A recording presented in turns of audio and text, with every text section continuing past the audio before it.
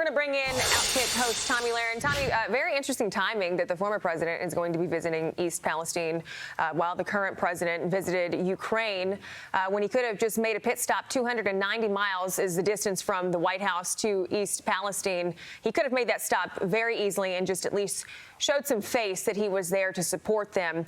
But what did you make of this, especially that he wrote a $500 million check to Ukraine? Meanwhile, American taxpayers are dealing with what they're dealing with in Ohio.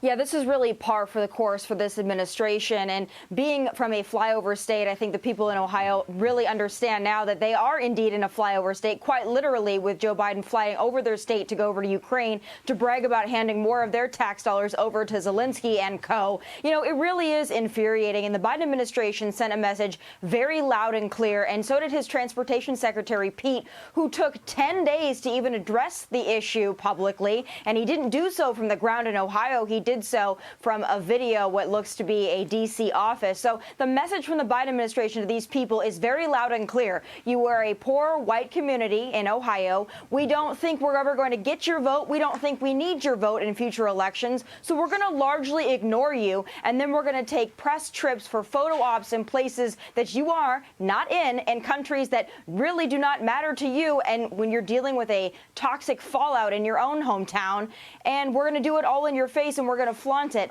It's shameless, but this is really what the Biden administration has stood for from day one. Make Ukraine great again. But as for Ohio, largely ignored.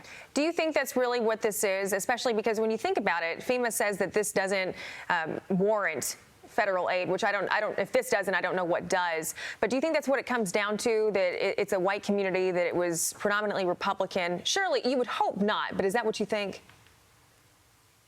Well, certainly I believe that, because I think the writing is on the wall, and the environmentalists have really taken a hiatus when it comes to this as well. So it's not just the Biden administration, it's these climate change warriors that should be on the ground, should really be caring about this situation. And all signs point to, yes, they don't seem to care about this community. Now, the thing that bothers me most about this is right now, Fox News and other conservative outlets are putting a lot of heat and a lot of pressure on this administration to care about Ohio, something that we shouldn't have to do.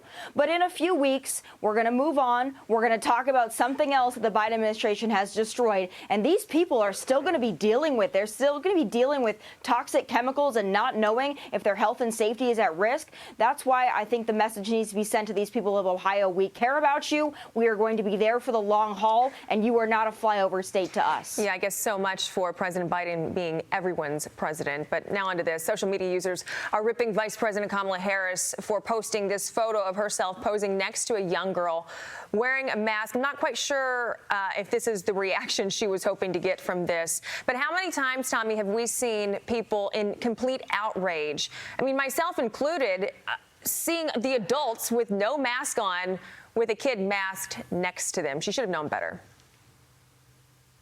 Well, she absolutely should have. But again, I think also the caption on this photo that she tweeted out for her own purposes, by the way, is never ask permission to lead. But you have to ask permission to breathe freely if you're a young child who actually has very little risk from COVID, always has had very little risk from COVID. But it sends a very strong message from Kamala. She uses these children as props. And we know in the past she's actually used children as props for commercials and other press opportunities. But this is child abuse through and through. I can't believe we are still masking children. And it's a strong message coming from the vice president when you are once again using children to advance yourself, especially when they have to be in a face diaper. But do I expect much else from Kamala Harris? No, not really. Do you think she'll learn her lesson, or do you think she's going to continue to do stuff like this? Because she seems like she's just going to keep doing it to me.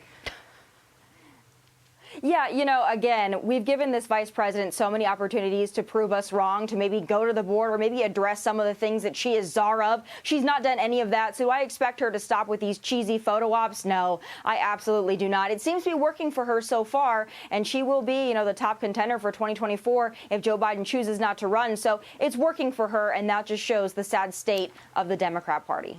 All right, Tomi Lahren, thank you for being with us on this Tuesday. Have a good day.